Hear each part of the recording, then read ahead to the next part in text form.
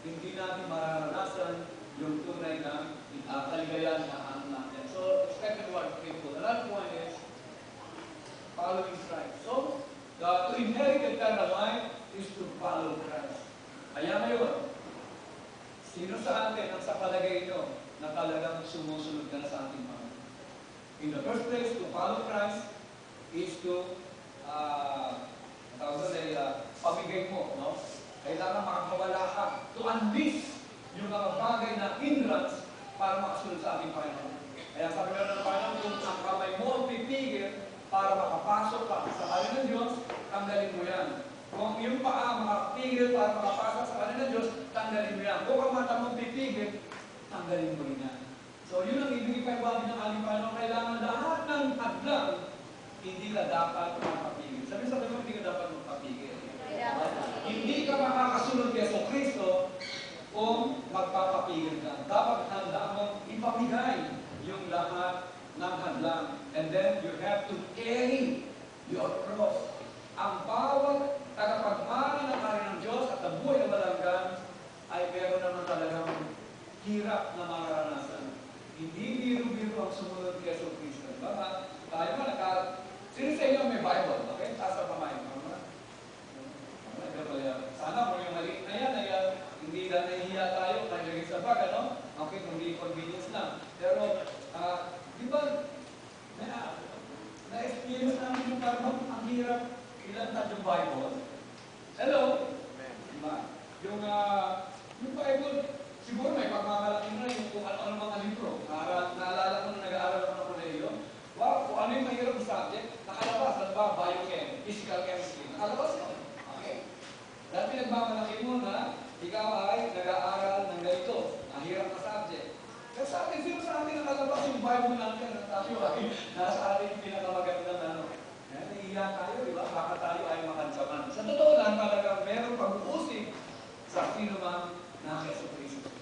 Kaya, to follow Christ means to, handa tayo, no? Ready to suffer for Christ. And then, yun na nga, kailangan sumunod tayo sa ating Panginoon. Kaya, tiyakin niyo po na kayo po ay sumusunod sa ating Panginoon. Hindi kayo narito dahil lamang sa mga kaibigan nyo. Hindi kayo narito dahil sa amo nyo. Hindi kayo narito dahil kasi mangungutang kayo. Hindi kayo narito dahil kasi meron kayong nililigawan.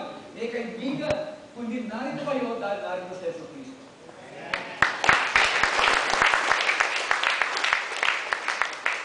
So, another point natin.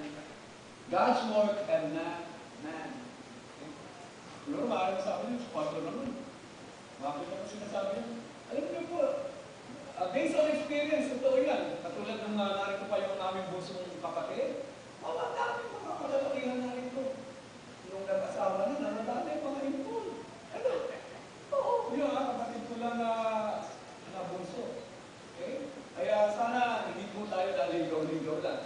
Okay? Yung dati, yung nanay ko ay nagtuturo pa sa eskwela, ang daming estudyante dito ng taga-FU. Akala mo meron dito ibigay ng last night.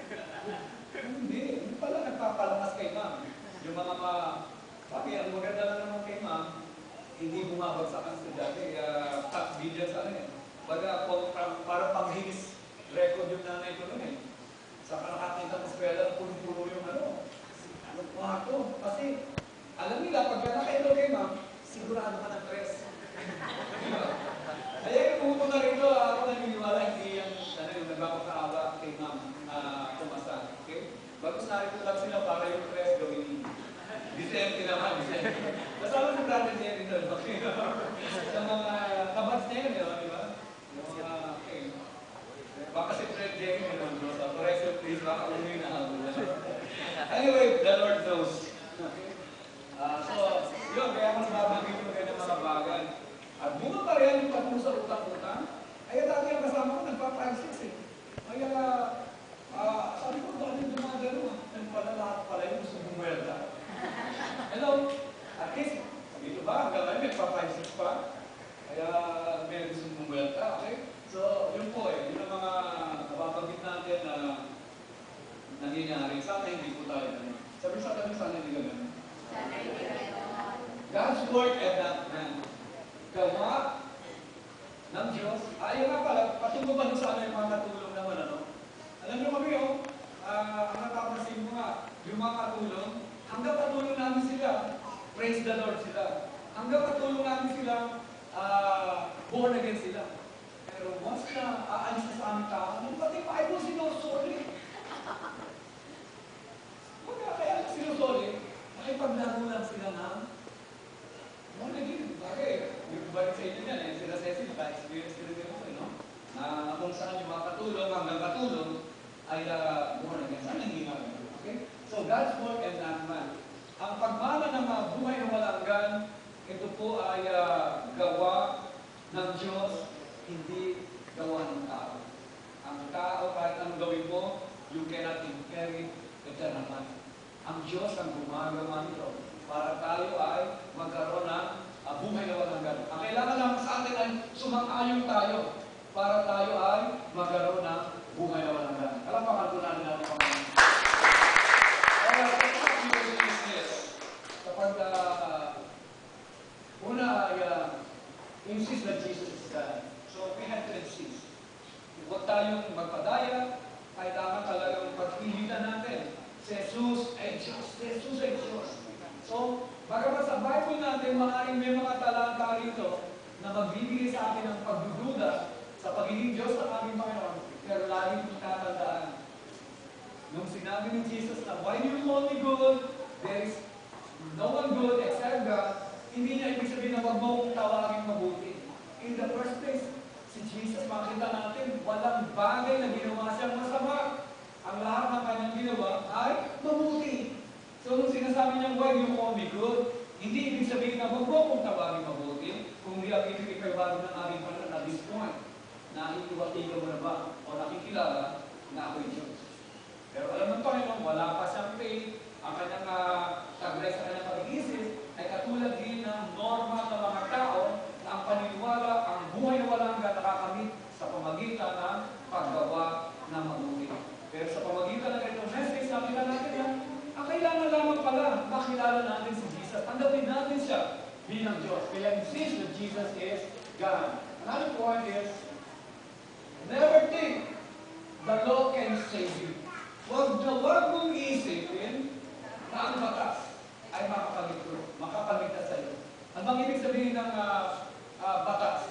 Batas na ng Diyos. No? Walang batas ng Diyos na makapagligtas sa iyo.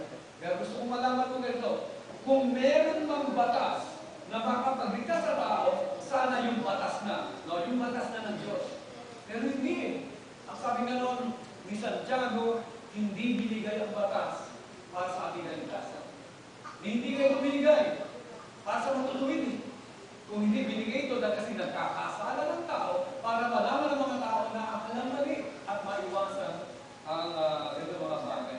So si Jesus, nung sinabi niya ito, makikita natin na nagpapaiwati kasi ang buong paniniwala, lalo na ng mga Pharisee, mga religious leaders during that time, na ang kailangan lamang para sa tao maging matuwid, makapagmahal ng kanan ng Diyos, kailangan gumawa ng mabuti. Probably, yung tao ito, gusto niya lamang i-confirm from the very mouth of Jesus na tama yung tinuturo ng ibang mga rabbi, ng ibang mga Pharisee, na gumawa ng mabuti kung gusto mo makapagmana ng kanan ng Diyos. So that's additional information na Panginoon.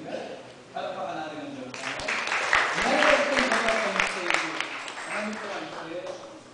Heaven is trying to inherit the eternal. Dapat magkaroon tayo ng desire. Sabi sa tayo, dapat magkaroon tayo ng pagnanais. Walang tao na makakapunta sa langit. Walang tao na magkakaroon ng buhay na walang hanggan in the first place ayaw niya. Walang disgrasya rito. Kailangan ginusto mo. Pag ginusto mo ang sambagan, sa totoo lang, makukuha mo. Diba? Halimbawa, pag ginusto mong dumalo rito sa ating gawain, wala kang alibay. Hindi mo sabihin, malayo, wala akong pamasanay, may ganito, may nagagaan sa akin. Pag ginusto mo, makakarating dito. Diba? Kaya nga sa rin ka, ginusto na pupunta rito, nakapunta pa din Marquez.